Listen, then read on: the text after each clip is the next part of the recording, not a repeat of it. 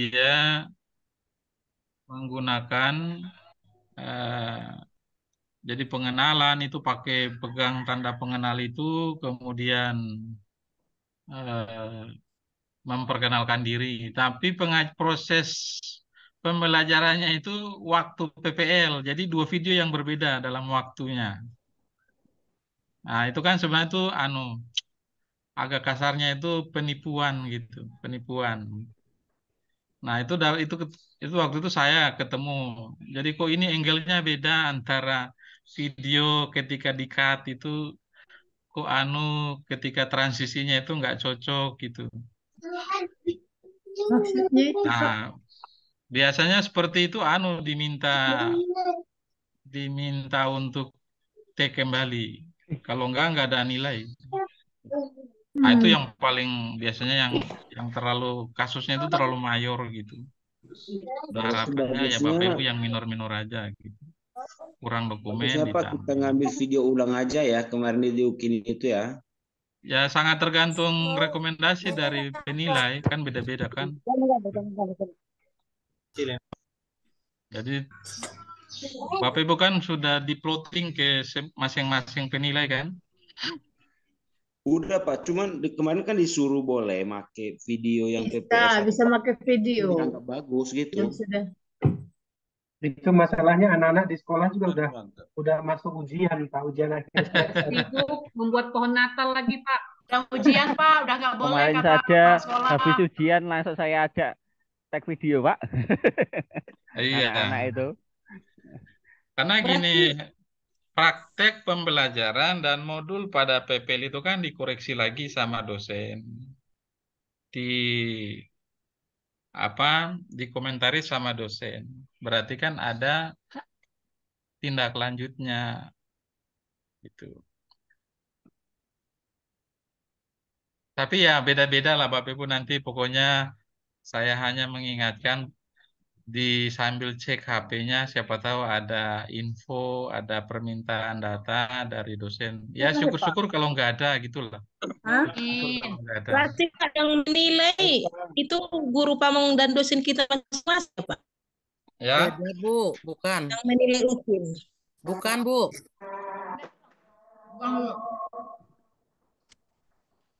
Diacak dosennya.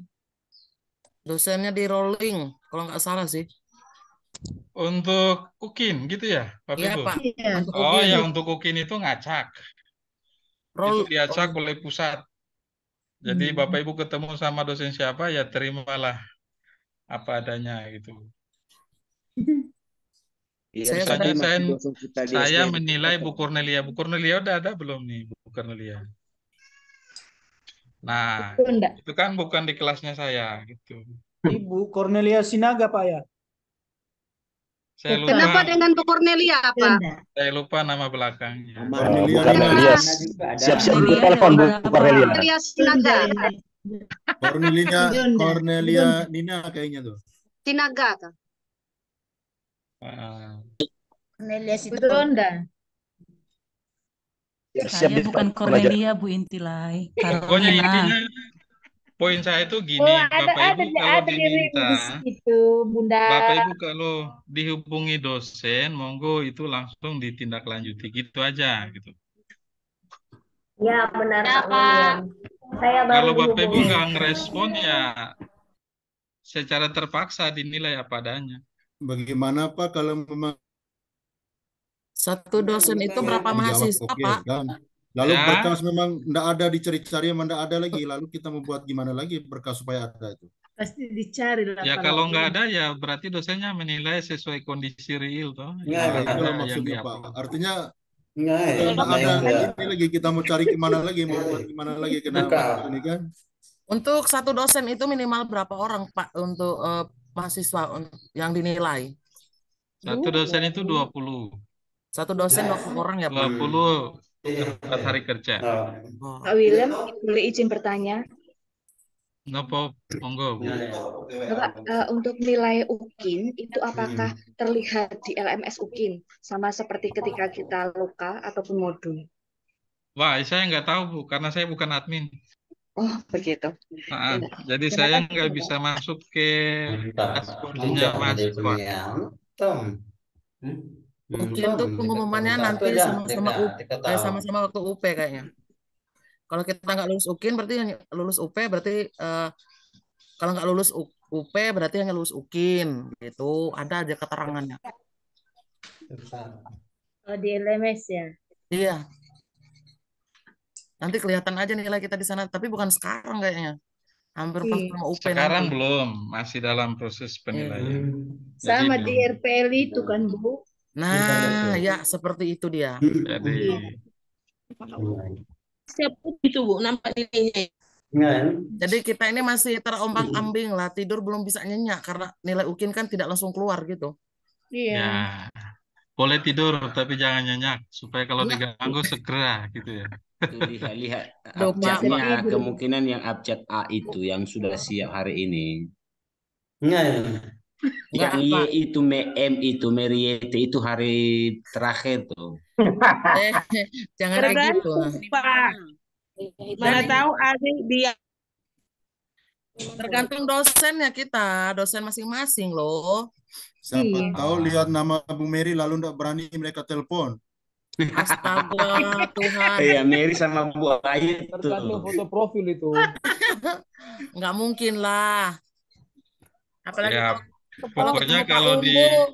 di telepon dalam kaitan dengan UP dilayani. Iya. Iya, Pak. Dalam kaitan dengan UKIN dilayani. Kalau nggak berhubungan dengan itu berarti dosen apa guru pamongnya suka gangguin orang tengah malam gitu aja. Justru takut apabila yang teleponnya penagih hutang Pak Wian. Berarti dia rindu, Pak. Dosennya. Dia rindu berarti kalau Ya, kalau orang selain nelpon, UKIN dan UP. kalau orang nelpon nggak ada namanya, biasanya tak saya angkat, Pak.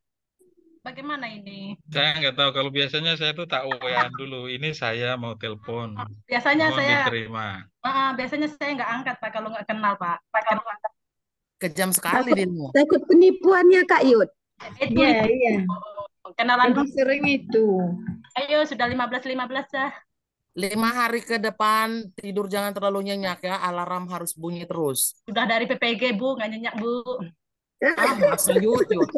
Ya Bu Ketua. Udah hampir 4 bulan ini. Kita mulai yo. Ini udah Ya, Bu. 228. Yang lain nanti nyusul aja.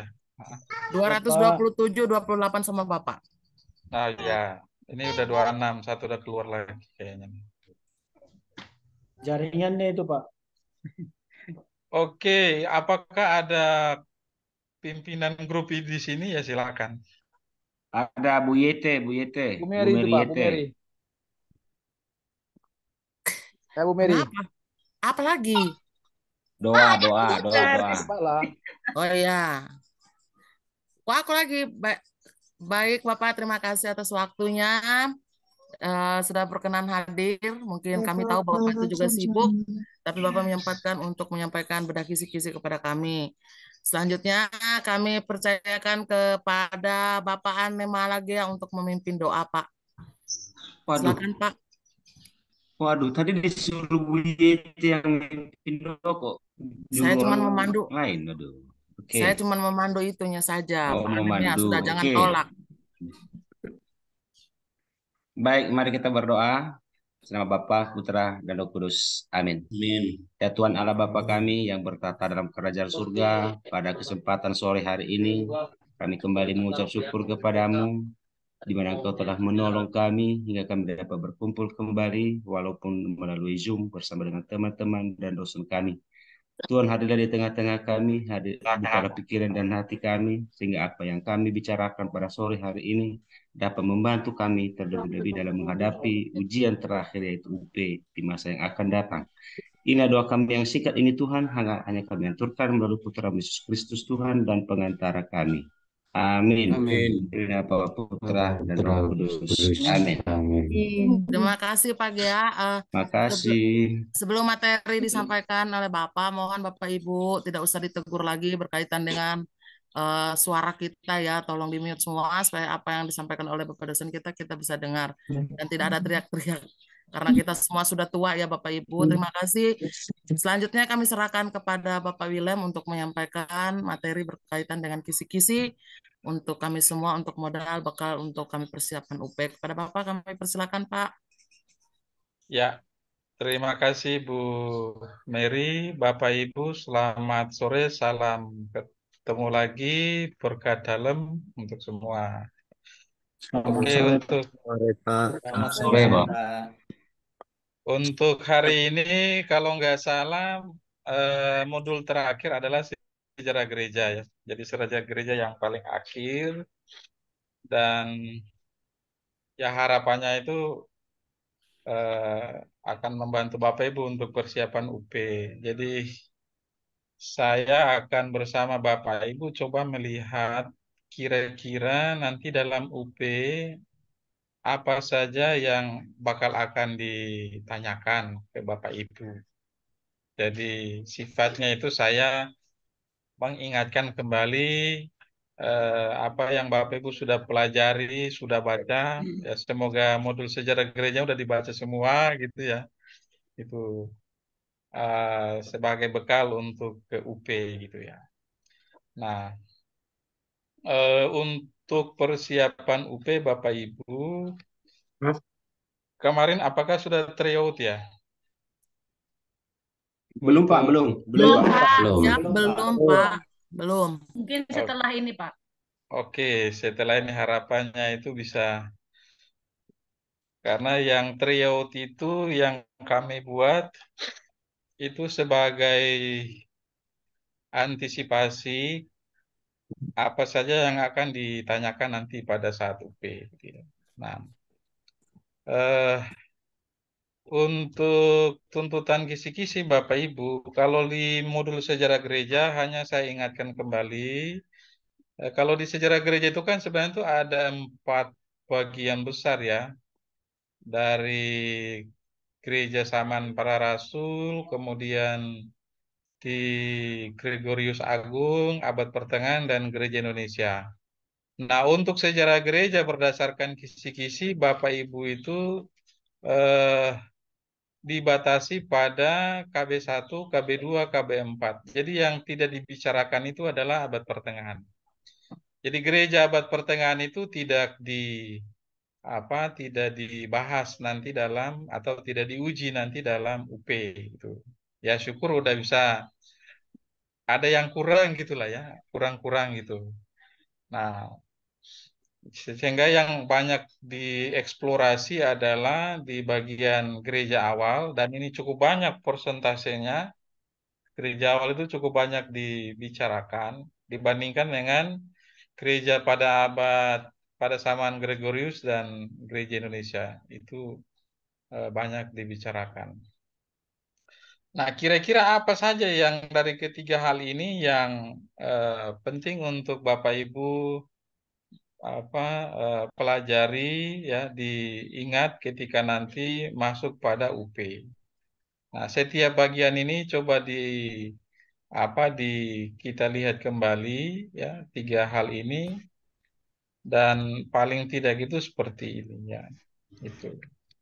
Nah, jadi kalau masih ingat, semoga masih ingat nggih Bapak Ibu. Kalau masih ingat, kalau buka pada modul sejarah gereja itu Bapak Ibu sebenarnya itu dihantar untuk memahami keseluruhan ini. Ini ya. Jadi bicara tentang gereja zaman para rasul, itu sebenarnya kita sedang bicara tentang bagaimana gereja itu mulai terbentuk sampai gereja itu berkembang sampai ke Roma. Nah, itu yang sebenarnya banyak dibicarakan di dalam dalam bagian awal ini. Nah, tapi berdasarkan kisi-kisi itu Bapak Ibu diminta untuk mengeksplorasi lebih jauh, itu adalah terkait dengan ini. Jadi kira-kira pada zaman gereja awal itu apa saja yang mempengaruhi kehidupan gereja awal gitu. Nah, jadi saya ke sini aja. Jadi pertanyaannya itu seperti ini Bapak Ibu, menurut saya. Kalau membaca modul sejarah gereja dan mengingat kembali apa yang pernah kita kuliahkan bersama, Maka pertanyaannya adalah kira-kira kebiasaan-kebiasaan orang Yahudi itu seperti apa saja ya yang berpengaruh kuat terhadap praktek gereja awal.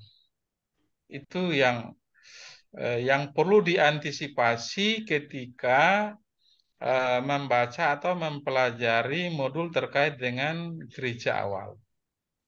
Nah, tentu kalau bicara tentang gereja awal tidak bisa dipungkiri itu adalah gereja itu dia kan bersentuhan dengan budaya setempat kan Bapak Ibu.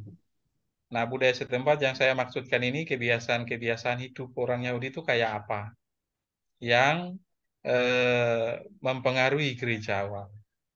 Nah, tentu ini sudah mungkin Bapak Ibu kerjakan saat resume, saat analisis ya, modul itu juga analisis bahan ajar itu Bapak Ibu juga sudah kerjakan.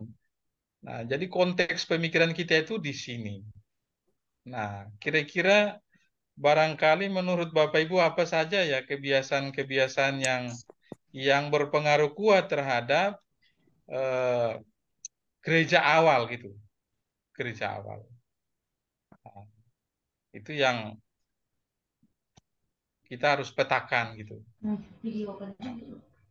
Nah, banyak kebiasaan, banyak praktek, tetapi kurang lebih untuk bisa membatasi cakupan pemikiran, Bapak Ibu paling tidak ingat 3 hal ini. Semoga masih ingat. Nah, semoga masih ingat. Paling tidak 3 hal ini yang berpengaruh kuat terhadap gereja. Pertama, kalau terkait dengan tata kelola, maka pertanyaannya gini, kira-kira dalam sistem tata kelola orang Yahudi itu gimana itu diterapkan atau dihidupi dalam gereja masa sekarang itu kira-kira itu apa gitu. Nah, kalau gereja pasti gereja itu kan butuh manajemennya, sistem organisasinya, tata kelolanya kan gitu ya Bapak Ibu ya. Itu kan pasti gitu loh. Nah, itu dalam gereja awal itu dia dipengaruhi oleh tradisi Yahudi. Lalu dihidupi oleh gereja sampai sekarang. Nah, ada istilah yang namanya itu gereja episkopal. Berarti gereja itu di bawah kepemimpinan uskup kan gitu ya. Nah, gereja episkopal ini secara historis itu ternyata dipengaruhi oleh kebiasaan orang Yahudi itu. Jadi ada yang disebut dengan pengawas rumah, ada yang disebut dengan penjaga rumah ibadat, ya. Istilah-istilah itu, tokoh-tokoh itu yang punya peran itu. Lalu kita kenal istilah presbiterium, ya, para imam itu. Kemudian episkopos, diakonos, istilah-istilah itu loh Bapak Ibu. Diingat, siapa tahu keluar lah gitu lah. Nah, prinsip poin saya adalah terkait dengan sistem tata kelola gereja itu, gereja dalam praktik awal, gereja awal itu dipengaruhi oleh mekanisme sistem tata kelola organisasi di rumah-rumah ibadat dari orang Yahudi. Nah, itulah yang kemudian sekarang kita kenal dengan istilah gereja episkopal gitu. Episkopos gitu ya. Nah, itu tata kelola. Nah, kemudian yang kedua itu terkait dengan kebaktian ya, gitu, kebaktian. Kalau Bapak Ibu baca-baca di modul itu atau mungkin punya informasi yang lain-lain itu orang Yahudi itu punya tradisi itu makan bersama. Ya, tradisi makan bersama. Nah, tradisi itu yang kemudian ketika kekristenan awal bergabung itu kemudian melakukan hal yang sama, tetapi pada akhirnya itu memisahkan diri kan, terpisah kan gitu. Karena konsep makan bersama itu ternyata itu berbeda dengan pemahaman penghayatan dalam gereja. Nah, konsep makan bersama dalam konteks gereja itulah yang kita sebut sebagai perjamuan. Nah, tetapi substansinya itu berbeda gitu. Kalau dalam tradisi Yahudi itu makan bersama sebagai bentuk koinonia semata, kalau dalam perjamuan dia melampaui itu gitu ya. Nah, itu. Jadi mungkin itu yang harus diingat lah gitu ya, Bapak Ibu ingat itu. Nah, di sana kemudian muncul istilah tata liturgi itu. Jadi tata liturgi itu dia muncul tidak dengan sendirinya, tapi dalam perjalanan sejarah juga. Nah, mungkin nanti poin di sini pertanyaannya gini Bapak Ibu. Kira-kira dalam tradisi Yahudi seperti itu, dalam susunan, dalam tata urutannya, kira-kira dalam tata liturgi sekarang itu gimana? Bedanya di mana gitu. Siapa tahu gitu ya. Jadi paling tidak itu disadari gitu. Paling tidak disadari. Jadi poin saya adalah dari sisi tata liturgi gereja itu dia juga dipengaruhi oleh tradisi, dipengaruhi oleh kebiasaan-kebiasaan orang Yahudi. Sampai terkait dengan sinagoga gitu. Sinagoga, kebiasaan untuk berdoa di sinagoga. Nah, menarik di sini Bapak Ibu, gereja awal, kekristenan awal kemudian memisahkan diri, tidak lagi mau bergabung. Karena sudah beda penafsiran, beda pemaknaan gitu. Tekanan pengajarannya itu sudah beda. Jadi kalau orang Yahudi berkumpul untuk mendengarkan hukum Taurat, pengajaran seputar hukum Taurat, maka dalam tradisi gereja awal itu tidak hanya sebatas datang mendengarkan itu, tapi tekanannya sudah berbeda. Gitu. Jadi pemaknaan terhadap kehidupan itu sudah mulai berubah. Paling tidak 3 hal ini yang sedikit mencerminkan kira-kira kebiasaan seperti apa yang mempengaruhi gereja awal. Gitu. Nah, itu poin-poin itulah ya Bapak Ibu, poin-poin itu yang bisa diingat gitu. Nah ini kalau di tryout itu saya juga tanya gitu ya, saya tanyakan juga di tryout. Semoga bisa dijawab gitu ya di tryout. Nah, itu poin pertama. Poin pertama untuk menjawab pertanyaan kita terkait dengan kira-kira tradisi dan kebiasaan seperti apa yang mempengaruhi perkembangan gereja awal.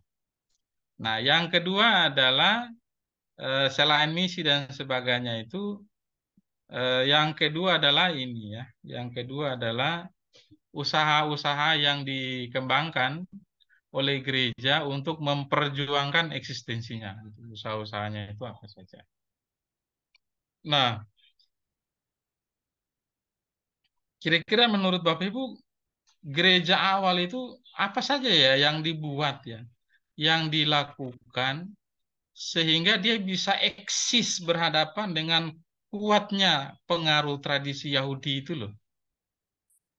Jadi awalnya itu ikut dalam kebiasaan Yahudi, tapi kemudian memisahkan diri, menarik diri karena pemaknaan dan proses internalisasi nilai-nilainya itu kan sudah mulai mengalami pemisahan. Nah, ketika gereja dia otonom, maka gereja dia harus berjuang untuk mempertahankan eksistensinya, keberadaannya. Nah, pertanyaannya itu apa saja yang gereja buat?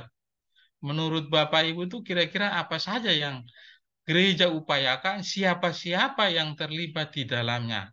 Gitu loh. Nah, ini salah satu poin penting juga selain tadi soal pengaruh kebiasaan. Nah, banyak usaha, banyak hal yang dilakukan ya, yang dilakukan oleh gereja gitu ya, yang dilakukan oleh gereja. Dan paling tidak usaha-usaha ini kita bisa bingkai dalam 3 pihak yang sangat terlibat dalam upaya mempertahankan keberadaan gereja pada awal. Nah, jadi usaha-usaha awal ini tidak lepas dari peran para bapak gereja itu. Jadi tidak lepas dari peran para bapak gereja. Ini 3 ini Bapak Ibu. Tidak lepas juga dari peran bapak-bapak apostoli dan juga tidak bisa lepas dari kaum apologetik. Nah, 3 pihak ini yang cukup berpengaruh kuat dalam usaha-usaha awal gereja. Gitu. Kalau saya nanti udah diambang apa? Halo, siapa itu? Pak Mas Luni. Oh ya sudah. Itu lagi. Jauh Hatua.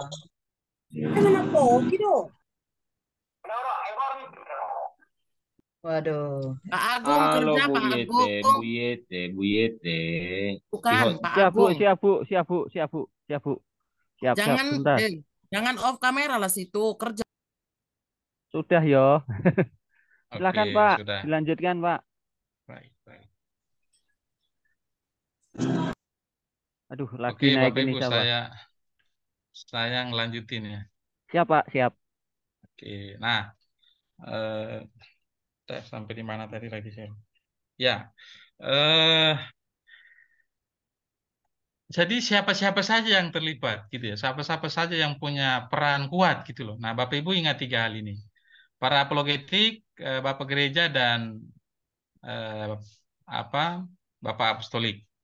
Nah, misalnya dari para pujangga gereja ya gitu, para pujangga gereja itu punya peran dalam pengajaran-pengajaran iman terutama, atau dari bapak-bapak gereja. Masih ingat Hieronymus, Bapak Ibu, kira-kira kontribusinya yang cukup besar terhadap perkembangan gereja awal itu apa ya Bapak Ibu?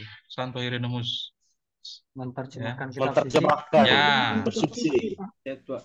Jadi kalau omong Hieronymus jangan lupa Septuaginta. Jadi kitab suci ya. Jangan lupa. Jadi perjuangannya cukup kuat. Dari bahasa Ibrani kemudian diterjemahkan ke dalam Septuaginta, dari kemudian diterjemahkan lagi ke dalam bahasa Latinnya. Itu Hieronymus itu menghabiskan hidupnya itu hanya dengan memahami kitab suci, karena itu seorang eksekutif ulung dalam gereja gitu. Atau juga Ambrosius, Bapak Ibu masih ingat ya Ambrosius ya, jangan lupa. Ambrosius itu punya andil kuat, terutama dalam pengajarannya berhadapan dengan sinkretisme atau bidah-bidah dalam gereja. Masih ingat siapa yang dilawan oleh Ambrosius? Ambrosius itu melawan yang paling kuat pengaruhnya itu adalah siapa Bu? Bu Mimi siapa? Arianisme. Arianisme. Jadi yang dilawan itu adalah perkembangan atau pengaruh dari paham Arianisme yang diperkenalkan oleh Arius gitu. Nah, memang kalau ngomong sejarah itu kayak gini Bapak Ibu. Nah, jadi ingat kalau ngomong Ambrosius jangan lupa dia berjuang kuat untuk mempertahankan ajaran iman berhadapan dengan pengaruh Arianisme. Dalam Arianisme itu yang dipertanyakan itu adalah 2 hal. Status atau kodrat keilahian itu yang dipertanyakan, dan itu juga berpengaruh kuat terhadap pengakuan iman terhadap Yesus. Nah, karena itu kalau itu tidak dilawan, tentu akan sangat repot gereja pada awal-awal itu. Nah, lalu Gregorius. Nah, Gregorius itu banyak perannya ya Bapak Ibu. Gregorius itu banyak perannya. Apa saja ya? Apa saja peran-peran Gregorius gitu dalam gereja awal? Nah, Perbaruan liturgi. Pertama, liturgi boleh, terutama berkaitan dengan musik ya. Tapi selain itu apalagi menurut Bapak Ibu? Ini biar kita diskusi aja lah ya. Kita diskusi aja. Nah, apalagi? Ajaran tentang api penyucian. Iya, purgatorium, Bapak Ibu. Purgatorium. Yang menarik itu adalah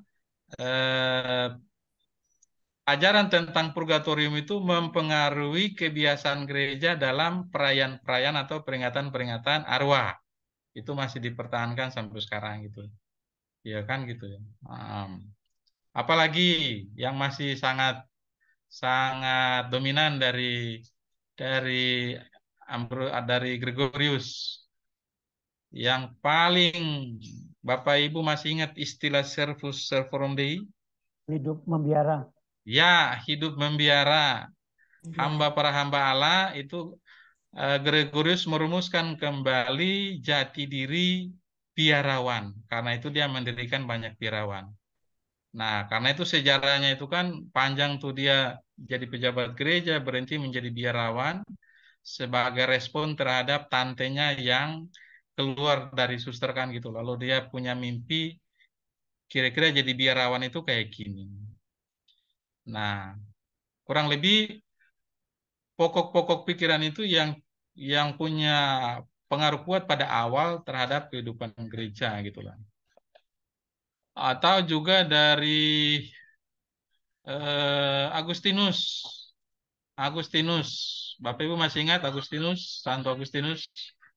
Santo Agustinus yang paling berpengaruh apa?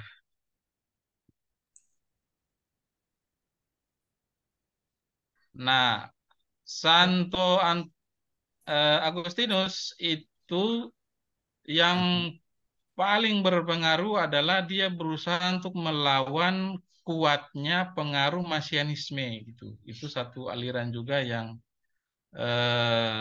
kuat juga saat itu. Nah, lewat pemikiran-pemikiran filosofisnya, karena Agustinus itu belajar dari namanya itu Cicero, Bapak Ibu, seorang filsuf.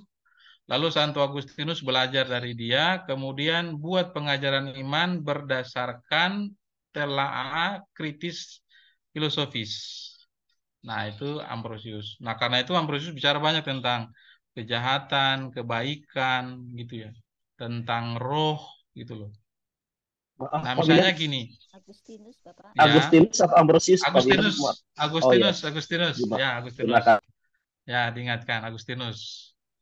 Ini pengaruh belum ngopi ini ya. Agustinus gitu. Halo Bu Yeti, pesan dulu kopinya Bu Yeti. Bisa-bisa saja, Pak. Agustina, Pak. Oke, Agustinus Bapak. Jadi Agustinus itu yang paling berpengaruh kuat itu adalah pembelaan iman yang dibuat secara akademis. Itu sangat kuat sekali pengaruhnya. Nah, misalnya ketika orang mempertanyakan tentang kejahatan itu jadi kodrat manusia karena memang penciptanya juga buruk. Gitu. Kan ada paham seperti itu. Nah, lalu Agustinus buat pembelaan iman. Ketika bicara tentang keinginan sebagai sumber kejahatan. Nah, itu ada gitu. Nah, kayaknya tak ada di sini deh. Nah, Kayak kasus Sambo. nah ini, sorry saya nggak tunjukkan malah. Ini ya Bapak Ibu kurang lebih. Nah, ini kurang lebih beberapa pokok pemikiran yang dikembangkan oleh Agustinus sebagai bentuk upaya dia untuk memperkuat pengajaran di awal-awal gereja. Gitu. Nah, kemudian usaha-usaha lain lagi, tapi paling tidak secara konkret bisa kita tunjukkan melalui 4 pihak ini. Ya, itu yang paling berpengaruh. Itu Bapak Gereja. Lalu, nah kemudian dari apologetik ya, Bapak Ibu dari apologetik dalam pembelaan iman, apa kekhasan dari mereka ini para apologetik ini? Jadi mereka itu dalam perdebatan-perdebatan atau debat-debat iman itu loh Bapak Ibu. Nah mereka itu secara getol berusaha untuk membuat pembelaan iman pada zaman itu. Nah mungkin pada poin ini saya perlu ingatkan gini, kenapa ini sangat penting? Karena gereja pada awalnya itu belum mendapatkan pengakuan sebagai agama resmi, Bapak Ibu. Jadi oleh orang Yahudi masih menganggap kekristenan itu sebagai sebuah sekte. Nah, karena itu kalau tidak dibuat upaya pembelaan iman secara benar, maka pasti gereja akan hancur. Nah, nanti gereja itu, kekristenan itu baru akan mendapatkan pengakuan secara resmi itu ketika di era pemerintahan dari Kaisar, siapa ya Bapak Ibu? Masih ingat Kaisar? Kaisar siapa? Konstantinus, Pak. Ya, Konstantinus. Itu. Tapi apakah Konstantinus lah yang kemudian menetapkan kekristenan sebagai agama resmi?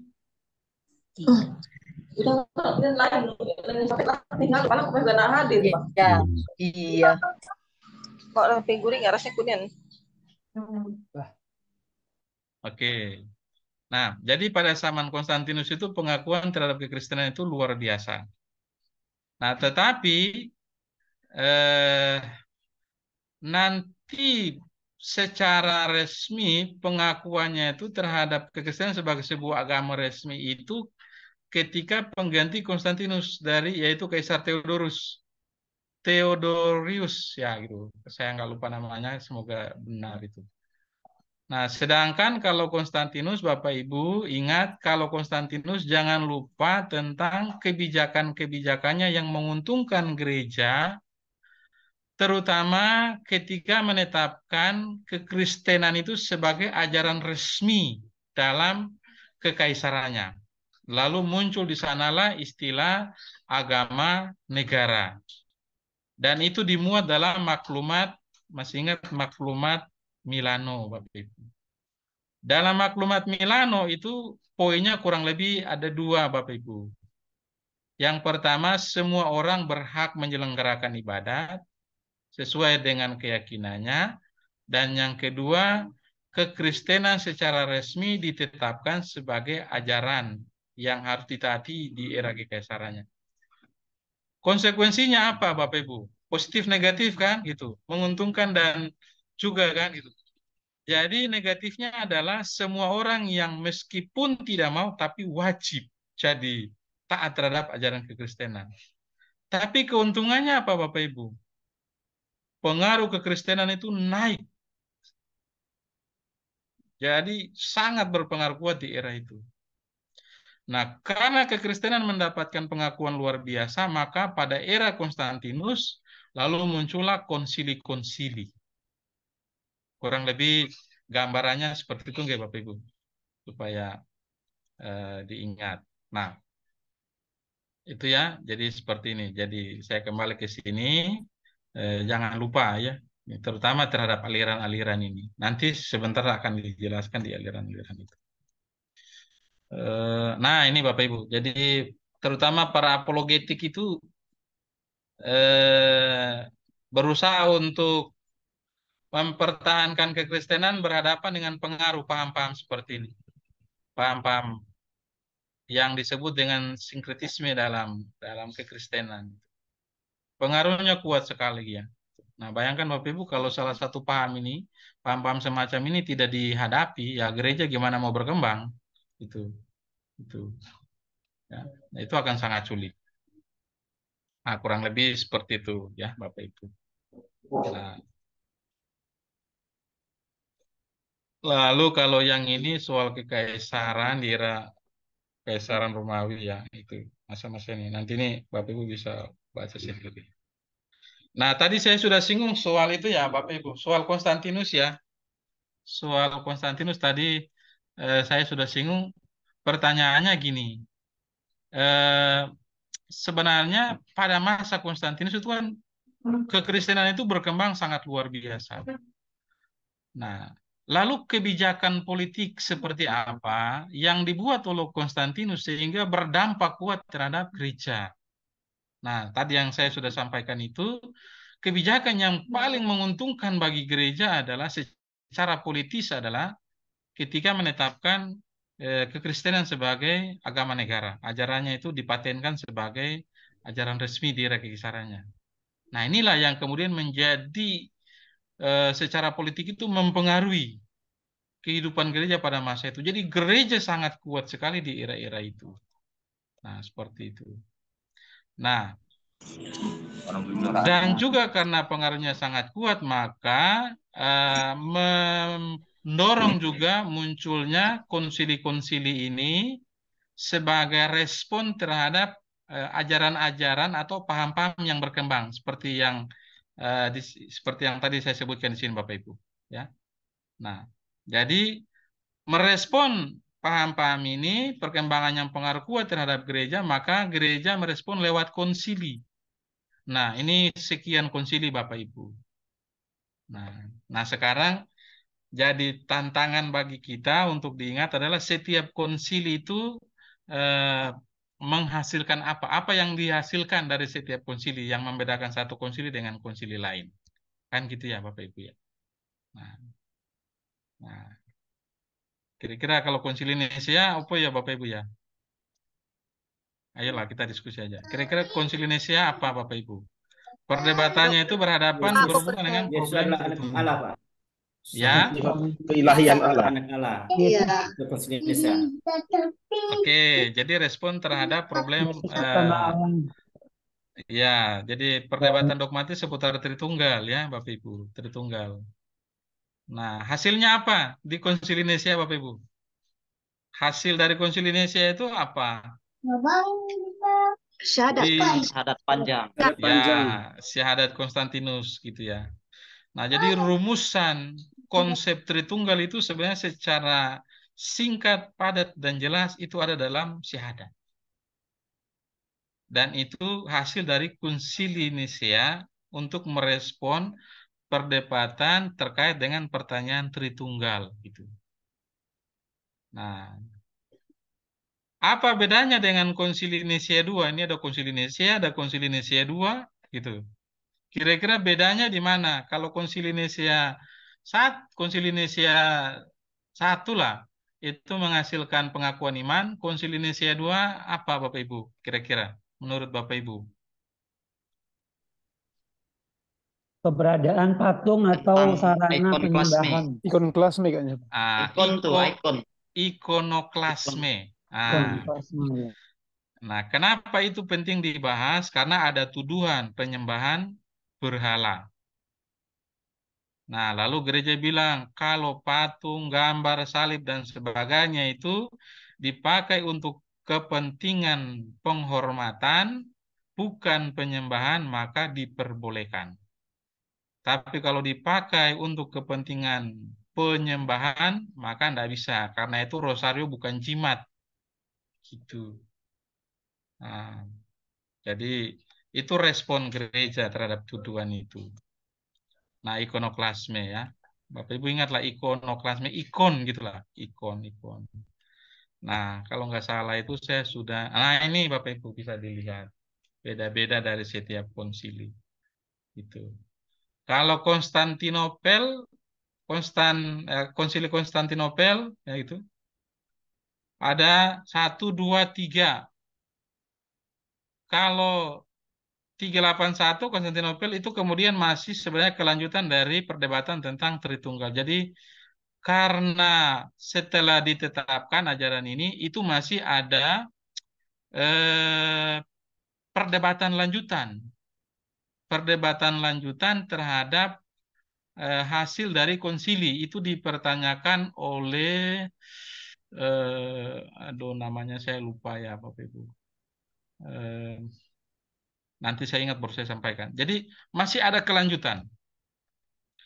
Nah, kemudian pada Konstantinopel II dan III itu sebenarnya itu pengajaran seputar ajaran pembenaran itu terkait dengan pandangan-pandangan teologi yang berhubungan dengan Nestorius itu. Nestorius dan Pelagius, Bapak Ibu, sorry. Nestorius dan Pelagius itu sebenarnya itu direspon pada konsili ini. Kalau Chalcedon itu mempertanyakan tentang keilahian Yesus. Nah, kenapa keilahian Yesus itu dipertanyakan? Karena dalam pandangan-pandangan seperti Pelagius dan Nestorius itu tidak meyakini bahwa Yesus itu sebagai anak Allah. Yesus itu dilahirkan oleh Maria, suaminya Yusuf, dan orang itu kenal Yusuf. Mana mungkin dia disebut sebagai anak Allah. Jadi Yesus itu kodratnya itu sebagai anak manusia gitu. Yesus hanya dilahirkan dalam ruang dan waktu. Nah, jadi hampir mirip-mirip dengan Arianisme juga sebenarnya, Bapak. Nah, tapi paling tidak konsili-konsili ini yang kemudian muncul karena dipengaruhi kuat oleh suasana iklim politik pada masa-masa Konstantinus. Kira-kira seperti itu, Bapak Ibu. Semoga bisa diingat gitu ya. Nah, oke. Saya lanjut dulu ya, Bapak Ibu ya. Nah, yang paling terakhir. Terus di Indonesia itu seperti apa? kira-kira gereja dalam konteks Indonesia itu gimana situasi dan perkembangannya pada masa-masa awal. Sebagai tools untuk membantu kita, kita bisa klasifikasi seperti ini Bapak Ibu. Kalau bicara tentang gereja di Indonesia, barangkali yang diingat adalah di Indonesia itu sebelum adanya kolonialisme itu kita sebenarnya itu hidup ya. Jadi punya situasi awal sebelum kolonialisme itu agama itu punya pengaruh kuat. Nah, kira-kira menurut Bapak Ibu kekatolikan masuk ke Nusantara itu di era mana? Menurut Bapak Ibu? Maluku. Maluku. Enggak, maksud saya dari periodisasi seperti ini, kira-kira pada abad keberapa agama Katolik itu mulai masuk ke Indonesia, ke Nusantara? 16 kali ya. 16. Ya. Abad 13. Jadi sudah mulai berkembang sejak abad 15 ketika kolonialisme itu mulai masuk ke Indonesia. Nah, kalau bicara tentang kolonialisme itu maka tentu yang harus diingat itu adalah bangsa-bangsa Eropa yang punya peran kuat dalam misi penyebaran agama di Nusantara. Antara lain seperti apa? Portugis. Belanda. Nah, dua ini yang paling kuat. Antara Portugis dan Belanda mana yang lebih dulu Bapak Ibu? Portugis yang paling kuat. Pada masa kolonialisme, terutama ketika bangsa Portugis menjajah masuk di Indonesia, itu gimana mereka memasukkan agama itu ke bumi Nusantara? Prosesnya itu gimana? Perdagangan sebagai pintu masuk, sepakat. Menikah dengan Apalagi pendidikan. Jual rempah-rempah. Jual rempah-rempah, dagang, masih dagang. Jadi pedagang. Pendekatan dengan tokoh daerah. Tokoh daerah, oke. Apalagi komunikasi dengan kepala suku setempat. Kepala suku. Siapa-siapa yang berkomunikasi? Ya. Yang mewakili proses penyebaran agama itu siapa-siapa yang lakuin? Jangan lupa para misionaris, Bapak Ibu. Sapirius. Dominikan sama Jesuit, Pak. Nah, dengan Jesuit. Jangan lupa 3 ordo besar yang punya jasa besar dalam penyebaran agama di Nusantara di era Portugis. Yang pertama Fransiskan, kedua Dominikan, dan yang ketiga Yesuit. Jangan lupa itu. Nah, jadi dari Fransiskan inilah kemudian benih iman itu ditaburkan ya di Nusantara di era kolonialisme ini. Nah, Bapak Ibu, di era kolonialisme ini mungkin ingat itu ada 2 hal. Jadi kalau penyebaran iman atau yang mungkin kita sering dengar istilah evangelisasi itu oleh para misionaris dari Eropa, dari Portugis. Ini udah nyampe kemana ini? Ini, oke. Nah, itu 3 ordo itu ada pada periode ini, 16-17. Mereka punya peran kuat. Nanti setelah itu pada abad 17 masuk ke 18 itu kemudian Indonesia itu di bawah pengaruh dari VOC. Nah, pada masa VOC itu gereja kekristenan di Katolik di Nusantara itu dia susut. Karena sending Protestan itu udah mulai masuk gitu. Nah, nanti pada penghujung dan awal abad ke-18 itu kemudian VOC ditarik mundur, lalu kemudian Hindia Belanda masuk, disitulah kemudian dibuat penguatan kembali jejak-jejak penyebaran iman oleh para misionaris dari Belanda yang sebenarnya itu sudah dimulai oleh Portugis. Kurang lebih poin saya seperti itu. Jadi diingat.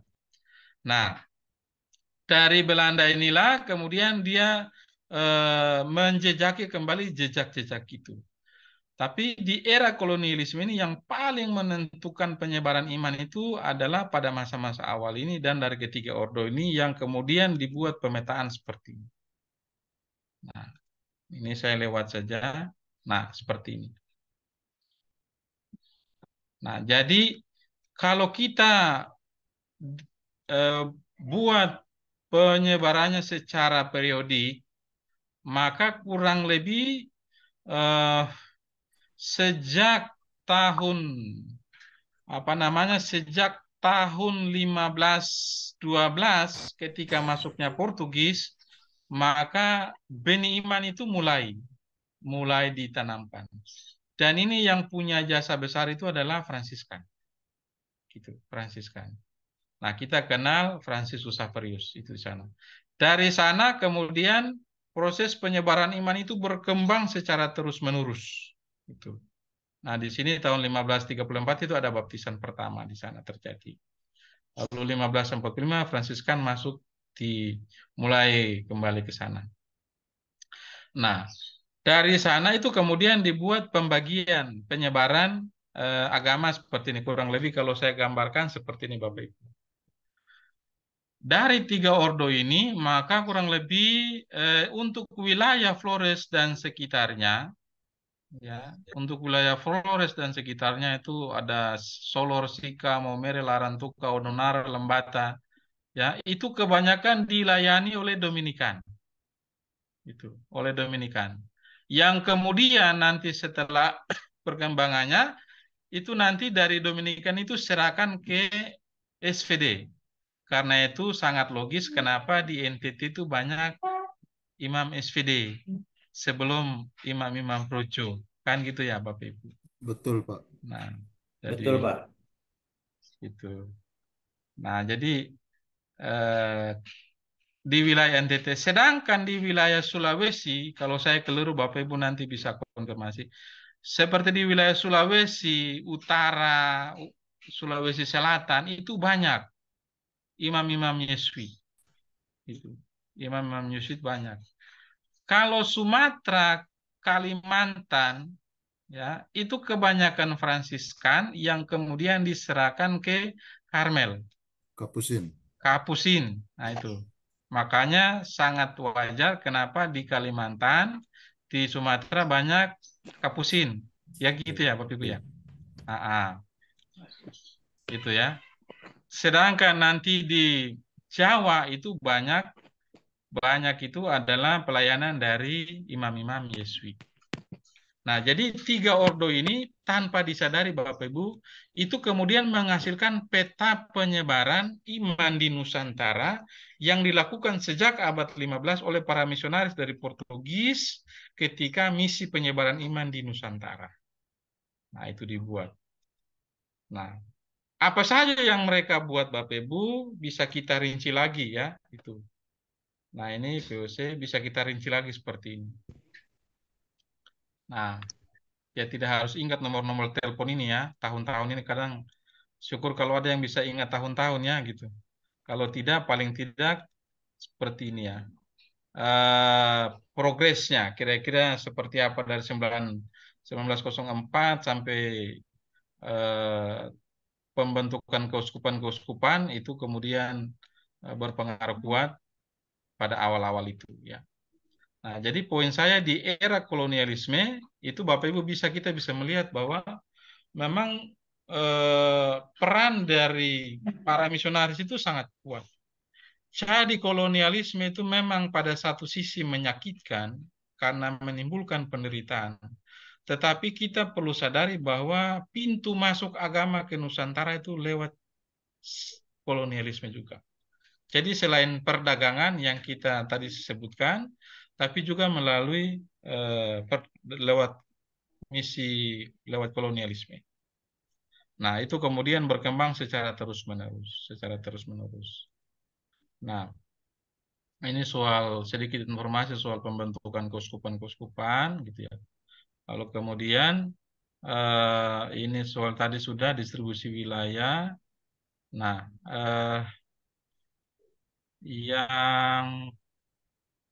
yang terakhir ya, dua terakhir tadi sudah. Jadi setelah kolonialisme, jadi gereja setelah kolonialisme itu kemudian masuk di era kemerdekaan. Poinnya adalah gereja itu juga punya andil di mengisi era masa-masa kemerdekaan itu. Tokoh-tokoh Katolik juga itu mulai terlibat sana. Tuh, Sugio Pranoto dan kawan-kawan itu terlibat. Nah, sampai pada gereja itu dia sungguh-sungguh mandiri. Kira-kira gereja pengakuan secara resmi terhadap hierarki gereja itu sejak 1963 itu diberikan pengakuan terhadap otonomi hierarki gereja Nusantara, gereja Indonesia yang terdiri dari 6 keuskupan agung dan 9 keuskupan surfagan. Nah, 6 keuskupan agung ini apa saja? Ini bisa dilihat dari Semarang, Jakarta, Pontianak, Makassar, Medan, Ende. Gitu. Nah, dan kita bersyukur juga kepada Allah bahwa setelah pembentukan pendirian hierarki gereja ini, ada imam-imam pribumi kita yang kemudian dipercayakan untuk karya pengembalaan dalam gereja awal Nusantara itu. Antara lain, ini dari Sugio Pranoto di Semarang, Jaja Saputro di Jakarta, dan Gabriel Menek di Ende. Ya, jadi 3 ini. Nah, nanti dari sanalah kemudian gereja berkembang secara terus-menerus, menginisiasi kemudian imam-imam diosesan dan tarekat-tarekat di Nusantara setelah gereja semakin kuat. Nah, kurang lebih kalau kita mapping perkembangan gereja Katolik di Nusantara itu bisa dibagi seperti itu. Pada masa awal itu gereja tidak bisa lepas dari pengaruh dari kerajaan-kerajaan besar di Nusantara, dan juga agama awal Islam, ya, Hindu dan Buddha yang sudah ada sejak awal, dan ini menjadi pintu masuk juga dari agama. Kemudian pada era kolonialisme, ya, jangan kita ingat di sana itu bagaimana Portugis dan Belanda punya peran kuat, terutama 3 ordo, Fransiskan, Dominikan, dan Yesuit, lalu sampai pada gereja di Nusantara itu menjadi gereja yang sungguh-sungguh mandiri, ya, dalam perkembangannya. Nah, itu yang sebenarnya itu membingkai pemikiran kita tentang bagaimana perkembangan sejarah di Nusantara. Dan itulah poin terakhir dari apa yang nanti diminta ke Bapak Ibu atau paling tidak ditanya-tanya seperti itu. Umumnya kira-kira jejak penyebaran agama di Nusantara itu seperti apa? Itu paling tidak bisa dipetakan seperti itu. Itu Bapak Ibu, dan paling terakhir itu terima kasih sudah mendengarkan. Makasih Pak. Luar biasa Pak. Terima kasih Pak Willem. Terima kasih, luar biasa. Terima kasih banyak Pak Willem. Bahannya ya Pak. Sejarah gereja nih. Luar biasa. Ya, jadi Asik ya. sejarah gereja itu memang Asik ya. Harus ada. seperti itu. Sekalian kisi-kisi ya Pak. Ya. Sekalian kisi-kisinya. Apanya? Kalau kisi-kisi itu sebenarnya itu saya kembangkan dari itu, dari yang mungkin Bapak Ibu juga sudah bagi. Lalu kira-kira potensinya seperti apa yang bisa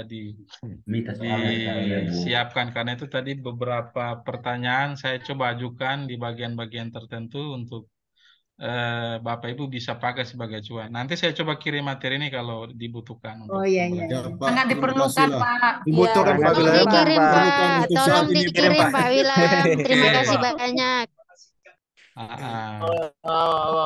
Jadi seperti itu Bapak Ibu, saya ya sangat mengingatkan mendalam. saja, Luar menyegarkan biasa. ingatan Bapak Ibu Ya. untuk persiapan ke depannya, gitu aja. Harapannya paling tidak ada yang bisa diingat gitulah. Nah, ada Iya. yang bisa diingat gitu. Kalau nomor telepon soal tahun, tanggal mungkin yang penting-penting saja ya gitu. Misalnya kapan hierarki gereja itu mendapatkan pengakuan resmi, tanggal berapa, masih ingat tuh? Tanggal berapa, bulan berapa, tahun berapa gitu ya. Itu. Atau misalnya para uskup awal, siapa-siapa ya, itu diingat. Bijak 3 uskup lobet itu. baterainya Bang. Ya. Kemudian kira-kira para misionaris dalam penyebaran awal itu caranya gimana. Nah, tadi Bapak Ibu sudah bilang itu lewat dagang, kolonialisme, kan gitu. Nah, lalu usaha-usaha awal tadi soal apa dari 3 tokoh tadi ya, soal Bapak Gereja, ya para apologetik, para apostolik, lalu konsili-konsili ya gitu. Nah, itu mungkin poin-poin itu yang diingat gitu ya, yang perlu diingat dalam dalam pembelajaran nanti untuk UP nanti gitu.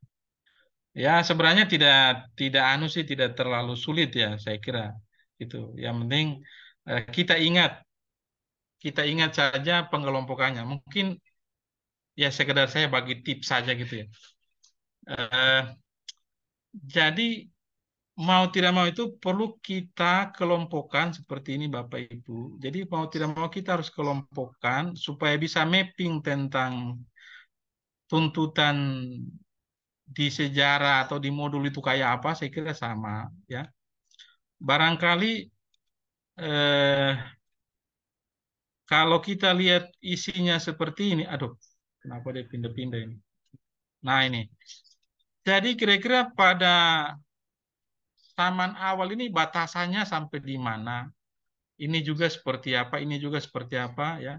Lalu pokok-pokok apa saja yang sebenarnya itu berpotensi akan muncul. Nah ini saya sudah coba skemakan ya untuk Bapak Ibu bisa dibantu tuh. Nah karena gini ini Bapak Ibu sudah terima yang dari anu belumnya kisi-kisinya itu loh. Udah terima belum Bapak Ibu? Belum, Pak. Belum, Pak. Belum, Pak. Ini kalau Belum, sejarah Pak. gereja Yang ini dari Bapak Bapak Ibu. belum, dari Bapak belum. Nanti sekalian Pak PPT Nah, dengan jadi sejarah gereja itu kita dituntut untuk memahami ini. Pertama, gereja awal zaman para rasul itu kayak apa? Itu yang tadi saya bicara soal kebiasaan-kebiasaan orang Yahudi itu loh. Ada kebaktian, ada sinagoga gitu loh. Ya, gitu. Nih, kira-kira seperti apa? Itu yang dituntut. Dan sudah tadi kita eksplor tanpa saya menyebutkan soalnya apa. Tapi kalau dipetakan maka yang hal-hal seperti ini bisa diatasi, bisa dijawab. Mau diputar soalnya kayak apa pasti bisa gitu. Gitu. Karena sudah tercover. Atau seperti ini ya, usaha-usaha seperti apa saja gitu lah. Nih, jangan lupa 3 toko besar itu ya gitu. Jadi Bapak Ibu lihat kisi-kisi seperti ini ya tahu pasti isinya kayak apa gitu. Nah, lalu ini jadi kurang lebih ada beberapa butir ya yang diminta akan dipelajari atau diuji dalam UP nanti. Nah, saya kira pasti tidak banyak tanya soal tahun, tanggal, bulan gitu ya. Tapi soal eksplorasi data historisnya itu yang akan banyak dicoba ditanyakan. Gitu Bapak Ibu ya. Itu mohon maaf jika ada hal yang kurang berkenan, tapi ya harapan saya Bapak Ibu bisa sukses untuk sejarah gereja dalam UP nanti. Amin. Amin. Amin. Amin, Bapak. Amin, Bapak. Amin, Bapak. Amin. Izin bertanya, Pak Wilam. Amin. Amin, Pak. Oke. Monggo ini silakan kalau ada hal yang mau Minta contoh-contoh soalnya, Pak. Saya izin bertanya, Pak Wilam. Soalnya Pak kalau Pak Wilam izin bertanya. Iya, ya. Pak Paulus ya? Ya. Ya, Pak. Pak William tadi itu ada di kisi-kisi yang nomor 79 dan 80 itu kan terkait dengan perkembangan gereja masa kini dalam konteks Indonesia. Ya. Itu saya mau bertanya terkait dengan dampak kehadiran VOC terhadap gereja. Kemudian di situ kan yang di 79 itu kan gerakan misionaris dari gereja Katolik untuk menjawab tantangan dari VOC tersebut. Oh iya, ya. Barangkali saya tunjukkan di sini biar gampang. Ya, Pak. Oke, saya tunjukkan di bagian sini.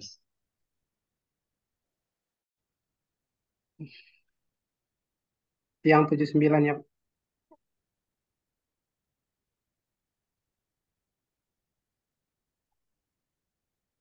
Distribusi wilayah. Nah, ini Pak Paulus kira-kira bisa memetakan. Jadi kalau omong tentang VOC, pada masa VOC, ketika VOC di Indonesia itu, pada masa itu gereja itu dia mengalami masa surut sebenarnya, Bapak Ibu. Jadi dia mengalami masa surut. Sorry, saya kembali ke tadi dulu.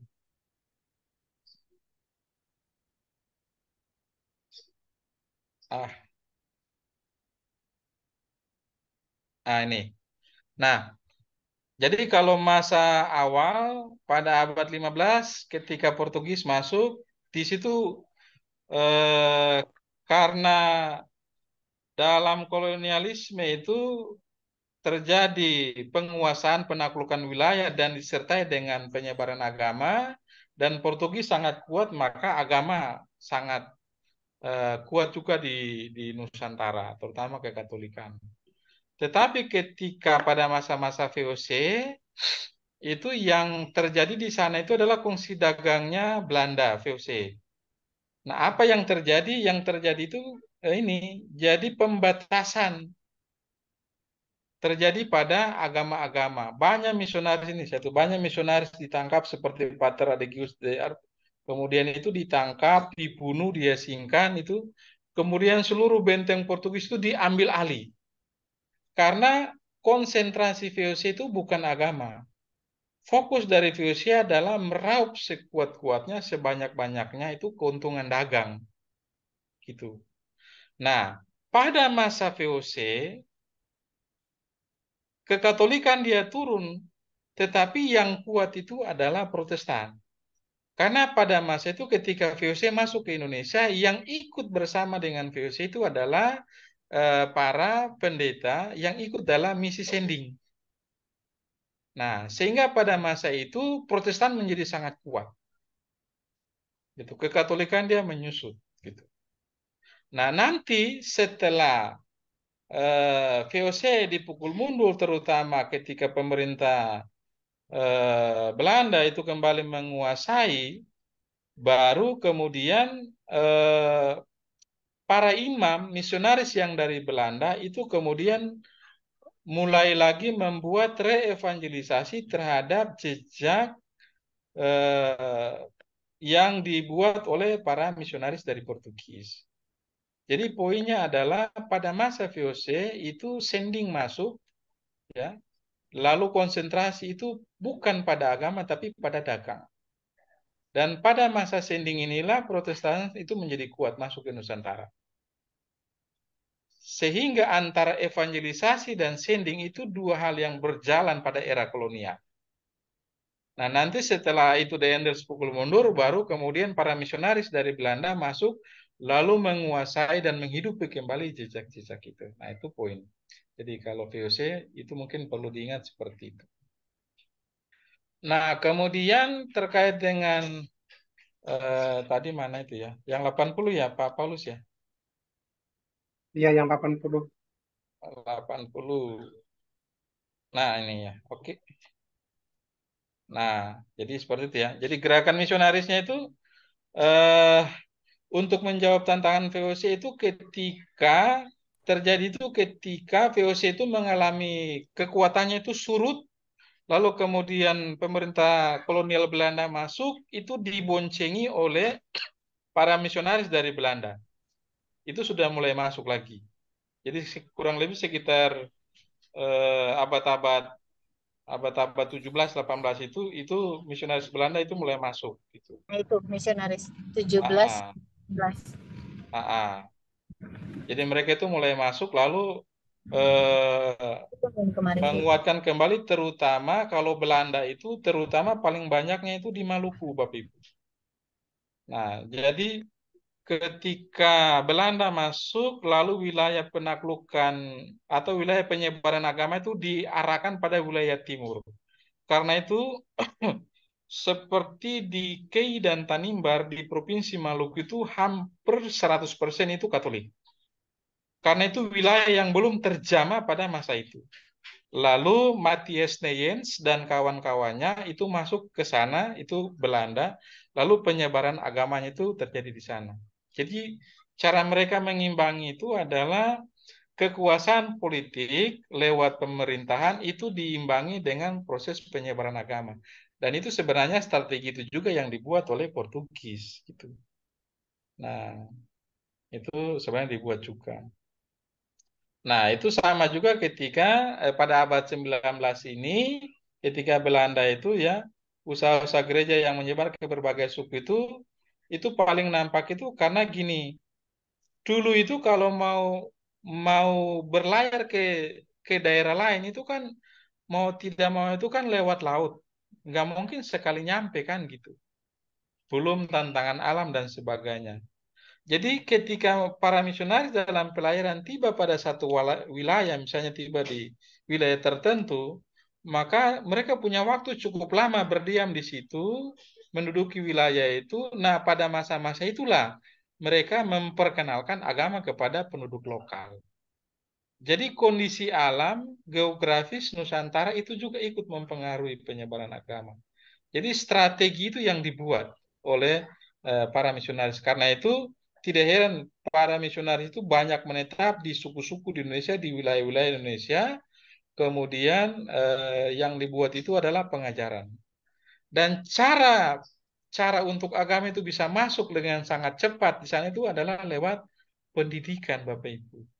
Makanya para misionaris itu kan paling terkenal itu memperkenalkan baca, tulis, dan juga kesehatan.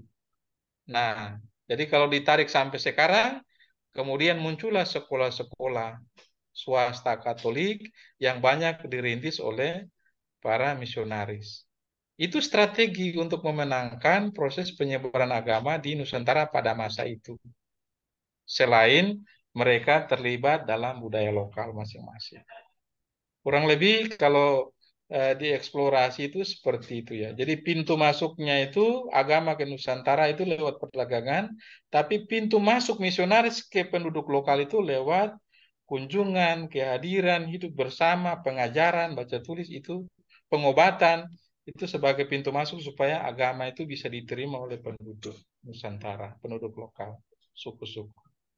Nah, tentu kita di daerah kita masing-masing itu punya cerita tentang sejarah masuknya, itu pasti bagaimana para misionaris itu bisa diterima oleh penduduk lokal itu pasti sangat unik dan sangat kaya untuk setiap daerah. Tapi secara global kurang lebih bisa seperti itu.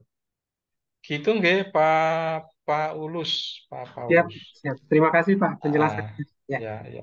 Pak Willy, saya bisa Ini Bu Yelin ya.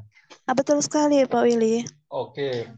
Oke, saya mau bertanya ini Pak Willy, itu POC mengadakan perjanjian internasional itu untuk memberi izin orang atau menolak ya, itu setiap orang untuk menolak salah satu agama itu pada abad 17 dan 18 itu Belanda atau Portugis yang duluan. Yang kemarin saya ada bertanya sama teman, itu katanya Portugis itu belakangan baru Belanda, tapi yang saya dengar dulu itu Pak Willy ngomong itu Portugis itu lebih dulu dari Belanda, baru diusir oleh Belanda seperti itu. Karena orang itu mengira Belanda itu yang lebih menguasai terlebih dahulu untuk agama Katolik seperti itu. Oke. Baik, terima kasih. Jadi mana yang lebih dulu?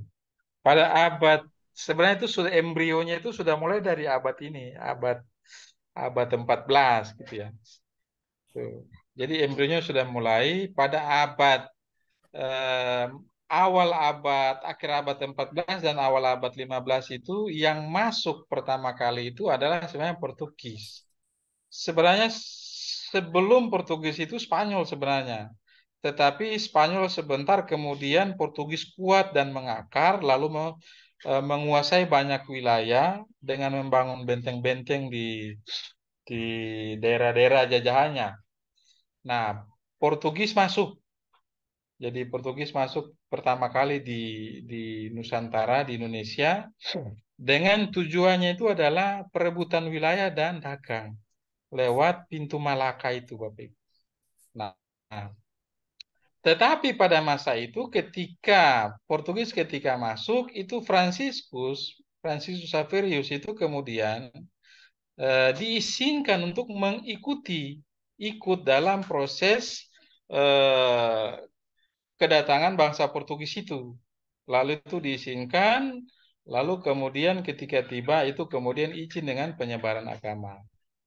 Nah, jadi pada abad 15 sampai 16 di awal abad 17 itu yang punya peran kuat itu Portugis. Nah, Belanda itu nanti baru pada abad ini 18 ini 17-18 ini baru Belanda. Tetapi untuk Belanda itu harus dipisahkan dua. Pertama yang menduduki Nusantara itu kongsi dagangnya. Itu yang VOC. Itu. Jadi kongsi dagangnya pertama. Nah, nanti setelah itu baru pemerintah Hindia Belanda muncul untuk penaklukan wilayah. Nah, itu pada abad-abad 18-19 itu kuat oleh Belanda. Sehingga pada masa-masa itu tidak heran di Nusantara itu kita diperhadapkan juga dengan misalnya dengan kuatnya pengaruh Belanda di Nusantara, penjajahan, kemudian penaklukan wilayah-wilayah masuk. Nah, dari sisi agama itu para misionaris juga ikut. Jadi sebenarnya Bapak Ibu yang paling menarik adalah dalam catatan seperti ini adalah dalam proses penjajahan, masa penjajahan, penaklukan wilayah imperialisme yang kita biasanya kenal itu diboncengi dengan urusan penyebaran agama. Karena itu saya sangat yakin ya bahwa sebenarnya yang sangat mempengaruhi masuknya agama di Nusantara itu dua hal. Yang pertama, dagang. Yang kedua itu kolonialisme. Kalau dua ini tidak ada, agama itu tidak masuk. Karena sebelum Katolik masuk, di Nusantara itu sudah ada agama belum? Sudah ada, Bapak Ibu. Ya, di Nusantara itu sudah, Islam itu sudah kuat, Hindu-Buddha itu sudah kuat.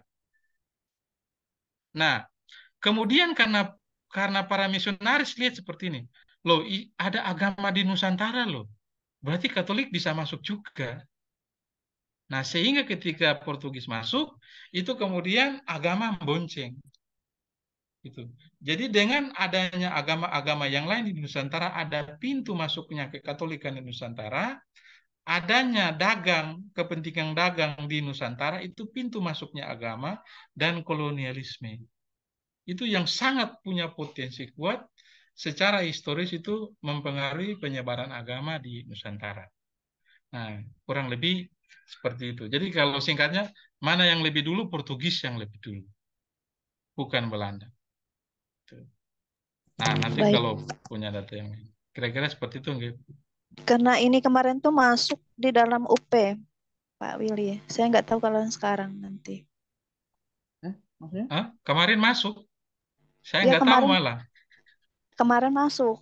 Jadi itu saya bertanya sama teman karena kita kan nggak ada tahu kunci jawabannya. Jadi saya bertanya kepada teman gitu. Karena ini ada masuk kemarin UP di dalam UP-nya. Saya nggak tahu soal apa yang keluar di UP. Gitu. Saya nggak tahu. Bu Yelin ini kebetulan retaker, Pak, retaker. Dia dari batch 1. Oh, gitu. Iya. Tahu Pak Willy kok. Oke. Ya nggak apa-apa, nanti dilihat gitu. Tapi paling tidak bangsa yang paling kuat pengaruhnya dalam penyebaran agama itu bangsa Eropa itu Portugis. Baru dilanjutkan oleh Belanda. Gitu. Oke. Nah, gitu. Karena itu di Indonesia kan Franciscus Xaverius yang kuat kan, gitu. Yang paling kuat. Gitu. Fransiskan yang kuat, bukan MSC. Karena dari Belanda itu misionaris Sati Kudus yang kuat. Gitu. Nah. Oke, Bapak Ibu, sudah cukup ya? Oke, Pak. Sudah sip lah. Baik. Baik, Pak. Apakah bisa share model soal? Saya nggak punya model soal, Bapak Ibu. Karena saya nggak susun soal UP gitu. Materinya PPT aja, Pak. tadi aja, Pak. Materinya loh, Pak. PPT-nya. Jadi PPT-nya, Pak. PPT-nya ini saya share, tapi soalnya saya nggak punya gitu. PPT-nya, Pak. Nanti Bu Baik, Pak, Yeli yang PPT-nya, bikin Pak. soal Itu, Pak. Salah ngetik orang itu, Pak. Bukan Pak, maksud saya itu siapa tahu Bu ini Yeni pengen mau share begitu. Apakah mungkin masih mengingat model-model soalnya tentang sejarah gereja seperti apa begitu Pak? Minta sama Bu Yelin. Oh, minta sama Ibu Yeli. Yelin lah ibu Ngomong minta dong, nang Bu. buru. Saya kirim PTT-nya di sini ya, biar saya nggak lupa, biar Sama langsung Pak lah. Bram, Pak, di admin. Oke, sini aja lah, Pak. Nggak apa-apa Pak, di Sini sini aja aja. langsung, Pak. Ya, Langsung sini aja sebentar. Pak. Ya sini aja Sebentar lah Pak. saya. Cepat. Ya, di sini Baru saja. Kasihan Mas Bramnya. Iya lagi Ya, sibuk habis Mas Bram. kuotanya. Lelah dia. Ntar kumisnya memutih nanti. Aduh. Wes lagi tuh. Bu Ayu, Bu Perhatian ya, Ayu. Bu Ayud Tuh, ya. Pak Ayud. Cie, Ayo, Pak Ayud. Bu Ayud perhatian loh. Gitu loh. Ayo, Bu Ayud. Ya, Bapak Ibu tidak usah cemas, harus tetap optimis gitu aja. Betul. Ya, Ah. Baru muji kumis doang. Visualisasi nanti Bu Ayud. Bu Ayud itu udah direkam Mas Bram itu loh. Oh, Mas Bram nggak ada. Nah, Oke lah nanti. Oh ya, saya nggak ada di grup Bapak Ibu ya. Iya, Pak. Sebentar. Ini saya Iya Pak, nggak ada Pak. sebentar. Ini tak. Kirim sama Bu Sesinya Miri aja, lah, Pak. Sesinya Daftar aja. hadir juga belum ada Pak. Ini nanya melulu nih Ini mereka ini daftar hadir. Zoom nih aja. Daftar hadir nanti minta di Pak Bram. Sudah Iya. saya japri Mas Tobinya, masih belum ada respon Yang untuk penting kita sesinya. ikut ini adalah kehadiran kita. Anda perlu pakai data Bukan Mas hadir lagi. Tobi, Kak Mary, Mas Tobi. Sudah Pak, sudah saya Sudah. WA Pak. Oke, Sudah. coba Sambil dicek. menunggu. Udah tak kirim di chat Zoom. Oh, dia dalam perjalanan. Kayaknya delay ini Bapak Ibu. Delay Iya Pak, kayaknya. betul Pak. Belum ada Iya, Pak. Bagus hujan Pak di sini Pak, di Ngawi Iya. bagus hujan Pak. Semoga dia nggak dibatalkan penerbangannya. Ya sudah Ya. Pak, sudah. Jangan Ya. Pak. Sudah. Jangan. Udah sampai Terima Pak. kasih Pak. Udah nyampe Ya. Pak. Makasih ya Sudah Pak. sampai Pak. Daftar hadir Oke. nggak ada Kursi lagi, Pak. 3. Daftar hadir nggak ada lagi. Daftar hadir monggo nanti sama Pak Bram atau Pak Diki. Saya nggak tahu soal administrasinya. Ya Pak, sudah saya WA tapi belum dibalas Pak sama Pak Diki. Jangan Oh, ya. khawatir. Ya, Kita Bu Mary tadi Yang sudah penting juga kita sudah. udah hadir inilah kita bukti sudah kehadiran hadir di kita. hati mereka. Udah, jangan khawatir. Oke, Mas Agung. Ya, siap Bos. Silakan. Baik, Bapak Ibu, itu Ya, saja Mary. yang bisa saya sampaikan. Baik. Harapan saya Bapak Ibu terbantu untuk nanti di Ya, UB. Ya, Sangat terbantu, hal-hal Pak. yang diingatkan itu ya sukseslah untuk proses kedepannya. Baik Pak, terima Amin. kasih. Terima Ya, kasih. Pak. saya kembalikan ke Bu Mary. Amin Pak. Terima kasih Pak. Ya, saya kembalikan ke Bu Mary. Terima kasih. Iya. Bu Mary. Ibu Yete. Bu Ya, Mary, sebentar. gerak Bu Mary. Iya, sebentar, sabar. Sedikit Mary. Ini Ya, mau begini. Kemarin marah-marah Bu Mary, sekarang tumben dia. Baik kali dia. Bu Mary. sudah, Sabar, sudah, sabar. sudah selesai Sabar. ngomongnya? Sudah. Tangin semua lo ya. Ya, sudah. Tunggu dulu. Yuk, nanti kita bercandanya ya. Kasihan Bapak nunggu tuh. Bapak tuh ada kegiatan keluarga kayaknya. Canda. Tawa aja Mary. Ya, sekali lagi kami mengucapkan banyak terima kasih kepada Pak Willim, perwakilan dari kelas besar ini, Pak. Semoga apa yang disampaikan Bapak nanti dapat berguna, bermanfaat untuk persiapan kami ke depannya untuk UP. Mute Bu Mary. Mute Bu Mary. Ngomong apa? Bu Mary, salah pencet Bu Mary. Ya, salah pencet. pencet. Maaf. Ya, di mute sama Pak Agung. Maaf Bu. Keliru mute-nya. Agung. Pak Agung pun salah pencet. Pak Agung ini. Ya, sudah. Maaf keliru. Serius. Ya. Lanjut. Baik, Visualisasi Mary. kami ada perwakilan dari kelas ini, Pak, khususnya nih grup kelas besar. Masih Mengucapkan mute. banyak terima kasih kepada Bapak Willem yang sudah memberikan materi untuk kami sore hari ini. Semoga materi ini nanti berguna, bermanfaat untuk kami persiapan UP ke depannya. Tetapi sebelum persiapan UP, kami juga masih berjaga-jaga untuk tahap UKIN, Pak. Doakan saja. Semoga kami lulus semua tahap UKIN sampai bisa menuju ke UP. Dan nanti kita bisa bertemu di Semarang, Pak, ketika kami kalau lulus. Ya. Amin. Ya, terima kasih banyak Pak. Selamat sore. Salam untuk keluarga, sehat sejahtera untuk kita semua. Sekali lagi mohon doanya Pak untuk kami semua, untuk yang berdua ini semuanya lulus Pak. Itu harapan kami satu-satunya. Kami akan mencoba untuk di UP nanti, bekerja keras untuk di UP. Baik, untuk mungkin tidak ada lagi ya pertanyaan maupun masukan. Mungkin ada tambahan lagi dari Pak Willem. Ada Bu. Cukup. Ini guru bahasa Indonesia. Oke, cukup. Terima kasih lah. Cukup. Ya, baik. Terima kasih. Kalau tidak ada lagi pertanyaan dan masukan, terutama untuk dari Bapak dosen kita tutup kegiatan Vikon kita sore hari ini dengan doa penutup. Kami mohon dengan hormat untuk doa penutup Bapak Ondo Radius untuk memimpin kita dalam doa. Kepada Bapak, silakan Pak. Baik Bu, terima kasih. Bapak Ibu, untuk menutup pertemuan kita pada hari ini, mari kita menyampaikan segala syukur kita. Mari kita tandai diri kita dengan tanda kemenangan Kristus. Dalam nama Bapa dan Putra dan Roh Kudus. Amin. Terpujilah Engkau Allah, sumber kehidupan kami, atas rahmat yang melimpah yang Engkau berikan bagi kami, sehingga sampai pada sore ini, kami juga mampu mengikuti pembekalan membeda kisi-kisi, mempersiapkan diri kami untuk menghadapi UP nantinya. Kami sungguh berharap ya Bapa, curahan rahmat yang tetap melimpah bagi kami darimu, supaya kami nantinya mampu melewati ujian UKIN hingga melewati ujian UP dengan memperoleh kelulusan yang kami harapkan. Terutama ya Bapa, kami mampu menerapkan apa yang kami pelajari ini dalam pelaksanaan hidup kami, sesuai panggilan hidup kami menjadi tenaga pendidik dan juga pengajar di sekolah kami masing-masing. Begitu juga kepada seluruh dosen yang membimbing kami ya Bapa, sudi kiranya Engkau memberi mereka kesehatan, rezeki yang secukupnya, dan juga roh kebijaksanaan-Mu, sehingga mereka juga tetap berbahagia menjalankan tugas dan panggilan mereka. Doa ini kami sampaikan kepadamu ya Allah dengan pengantara Kristus Tuhan kami. Amin. Dalam nama Bapa, Putra, dan Roh Kudus. Amin. Amin. Terima kasih Bapak Ibu. Selamat sore. Terima kasih Bapak Ibu. Terima kasih Pak. Halo Pak Iskandar. Terima kasih. Iya. Terima kasih Pak. Bapak ini cukup. Terima kasih Pak Willem. Terima kasih Pak Willem. Terima kasih Pak Willem. Terima kasih Bapak Willemnya udah nggak ada. Pak Willy, bukan Pak Willem. Pak Willy. Willemnya namanya. Bu Yelin, boleh di-sharingkan dulu